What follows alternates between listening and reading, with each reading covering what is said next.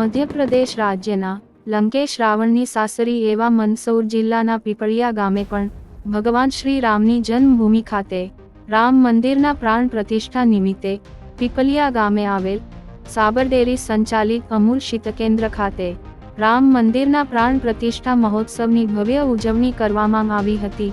સાબરડેરી શીત કેન્દ્ર ખાતે રોશની, રંગોળી, ધ્વજ, પૂજા અર્ચના, રામધૂન સાથે ભોજન પ્રસાદનું સુંદર આયોજન કરવામાં આવ્યું હતું।